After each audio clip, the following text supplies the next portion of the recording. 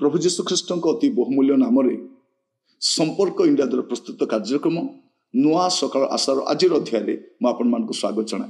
प्रभु आपण मान प्रत्येक को बाहुल्य रूपे आशीर्वाद करंतु।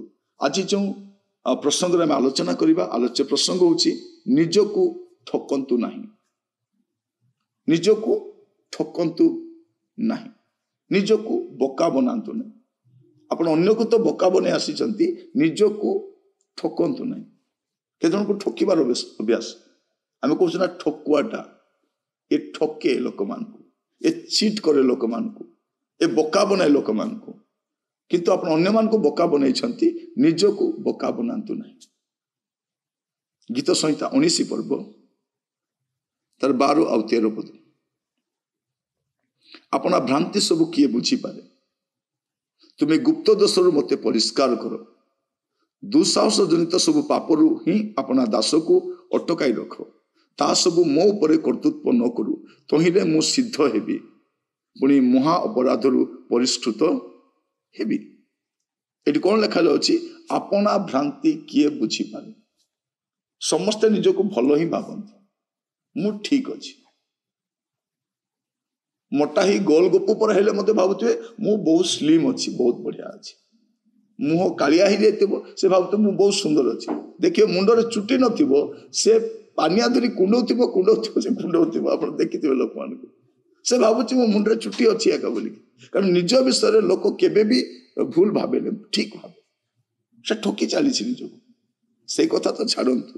असल कथा कौन आपनार भ्रांति किए बुझी पारे तुम्हें गुप्त दोषरु मते परिष्कार कर कारण ठकी चलवा लोक से गुप्त दोष रही जाए गुप्त पापर रही जाए आ भावी बसे जे कहीं जानती ना आईटा रहा पर कौन हुए से दुस्साहस जनित पाप करने का आरंभ कर से दुस्साहस जनित पाप कर कौन हुए से धीरे धीरे ता ऊपर कर्तृत्व करे कर्तृत्व कला परे से महा अपराध रे पड़ जाए आउ से बाहरी आसी पारे नहीं पाप देह सुआ ही जाए से बाहर चेष्टा कले बाहरी पारे आरंभ कोटि हुए निज को ठकिबार अपना भ्रांति को से न बुझीबार से भाविला एगुड़ाक चलो साधारण पाप पाप साधारण असाधारण न थाए पाप पाप ठाए आरंभ छोट ही हुए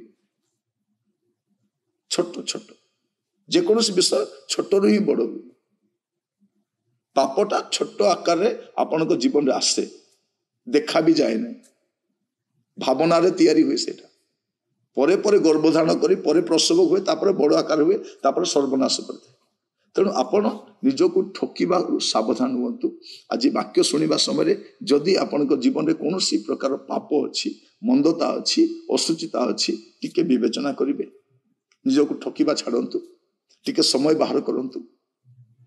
जदि आपण जीवन में प्रकार कौन पाप अच्छी आपण जानिले बसवा समय धीरे प्रभु के पाखे सब स्वीकार करेंगे जदि लुचाइबे कौन हम गुप्त दोष रे तापर दुस्साहस जनित पाप करेंगे ताठार बड़ पाप ही करेंगे गोटे साधारण पाप कला से आउ तौक जीवन से आउ बड़ पाप ही करे। चोर कौन करे खुचरा चोरी कला बड़ चोरी काम करे भूल काम करवा लोक छोटिया भूल करे तापर बड़ भूल करे लिखा जाए कौन कर दुस्साहस जनित सब पाप करे तापर जदि अटकीब नहीं से सब तापर कर्तृत्व करेंगे कर्तृत्व कला परे आउ बाहरी पारिबने से महा अपराध रे पड़ी। तेणु जदि निज को ठकुछंती ठकी चली କିନ୍ତୁ ଏବେ ସୁଯୋଗ ଅଛି। କ'ଣ କରିବେ? ପ୍ରଭୁଙ୍କ କତିକି ଆସିବେ ଆଉ କହିବେ, ପ୍ରଭୁ ମୁଁ ଅନ୍ୟକୁ ଠକି ପାରିବି କିନ୍ତୁ ନିଜକୁ ବା ଆପଣଙ୍କୁ ଠକି ପାରିବିନି। ମୁଁ ମୋର ପାପକୁ ମାନି ନେଉଛି, ମୋତେ କ୍ଷମା କର। ପ୍ରଭୁ ଆପଣଙ୍କୁ କ୍ଷମା କରିବେ। ବାସ୍ତବରେ ଆପଣଙ୍କ ପାଇଁ ଗୋଟେ ନୂଆ ଅଧ୍ୟାୟ ଆରମ୍ଭ ହୋଇପାରିବ, ଆଶୀର୍ବାଦ ଜଡ଼ିତ ହୋଇପାରିବ। ପ୍ରାର୍ଥନା କରିବା।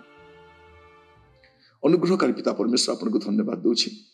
ବାକ୍ୟ ଜରିଆରେ ଆପଣ ଆମ ସହିତ କଥା ହେଇଛନ୍ତି, ଆମ ଜୀବନକୁ ସଜାଡ଼ିବା ପାଇଁ। ଆଜି এই ପ୍ରସଙ୍ଗରେ କଥା ହେଇଥିବାରୁ ଧନ୍ୟବାଦ ଦିଏ।